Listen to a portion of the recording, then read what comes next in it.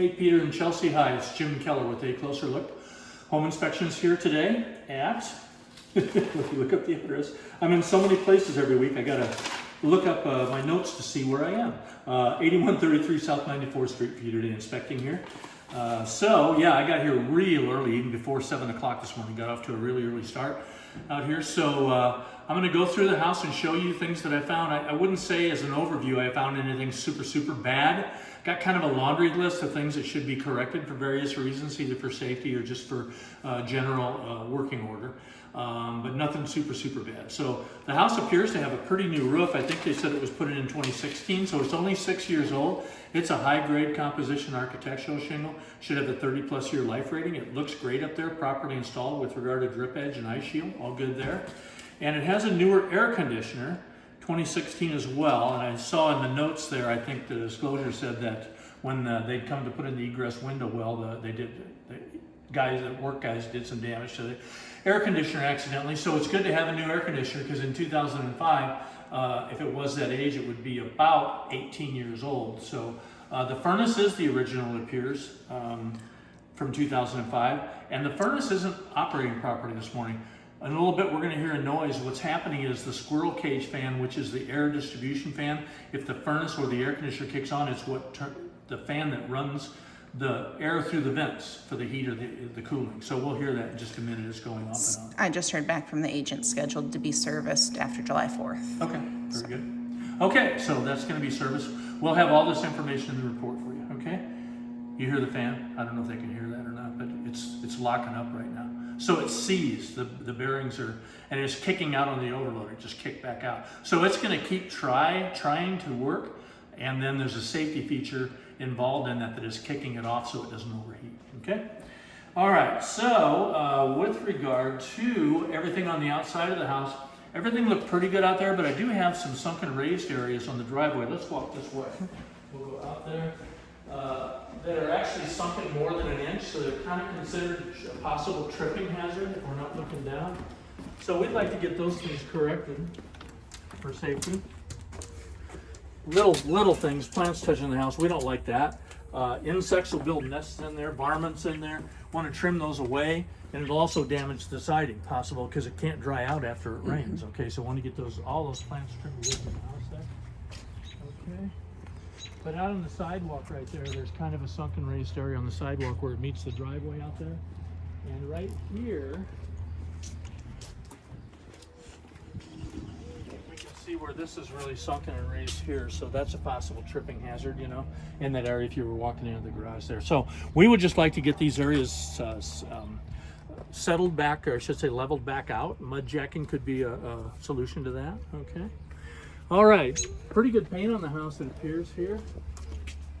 Okay, the brick's all intact, siding's all good. A lot of good news on the outside here. The roof is newer. Checked all the outlets with an outlet tester to make sure they're grounded correctly, make sure they're wired correctly. They all are. Okay, doors are all good. Through here, I did see this appears to be some sort of moisture damage on the floor here. Not sure how that would have happened right there, but you see how it's curling up a little bit on the edges. So something got spilled there, I guess. I don't know how that would have happened. Right there. Okay, right there. Okay, so through here, this ceiling fan wasn't operating, and I see there's a missing remote, so we might want to ask them. I'll have it in the report to ask them if there's a remote for this ceiling fan right here. Okay.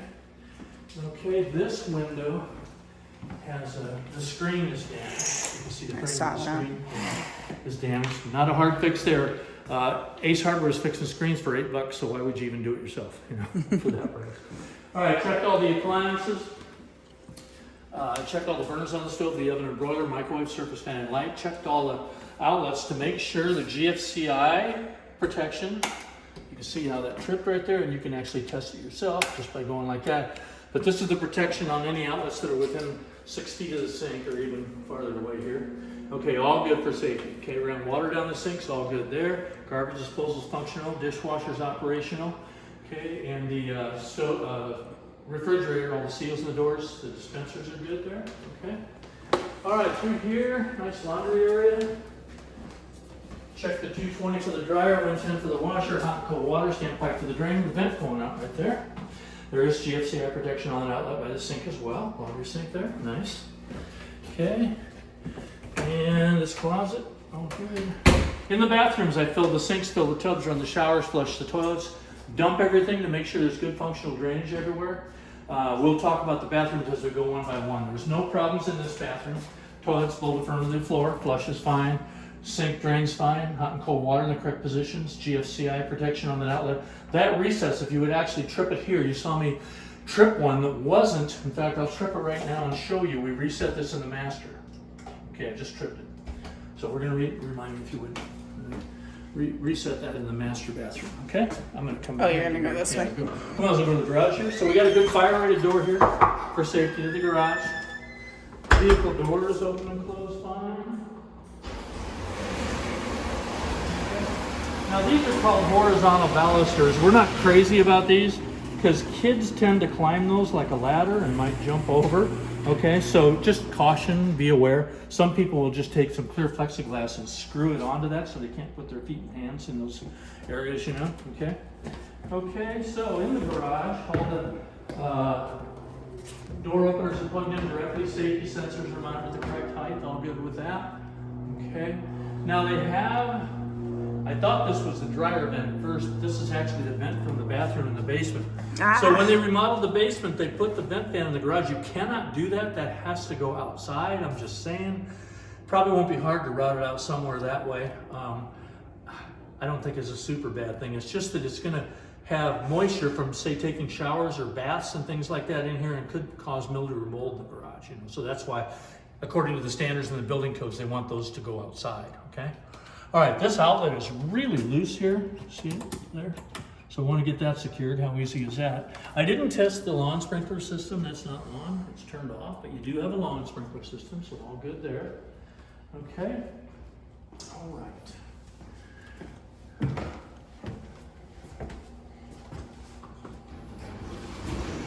Okay. Continuing through the living room area. Windows were all good. I checked all the windows to make sure we didn't have any broken thermal seals anywhere. Yeah, these windows were all good. The doors are good. That screen door out there is hard to operate. Needs some help out there, the sliding screen door. You'll see all this in the report. And by the way, everything that's coming out of my mouth during this review here is going to be written in the report when you get it. So, okay? All right, the fireplace is functional. That switch right there operates it. All good, gas log fireplace there, okay? And these wires that you see hanging down look like they're for speakers, like a sound system of some sort there. Doorbell's functional, adequate vents for the Turner vents in all rooms. Okay, here's your thermostat for the air conditioner and furnace. So I ran a test on the air conditioner. Air conditioner is newer, so that's good. It's a 4-ton unit, more than adequate for the size of the house.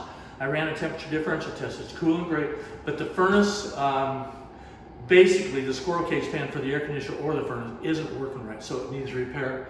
And also, there's a drain problem down there too on the furnace. We'll talk about that. And the humidistat here. So this is where you operate the furnace and air conditioner. Okay. All right, let's head upstairs then. We'll pause here. I gotta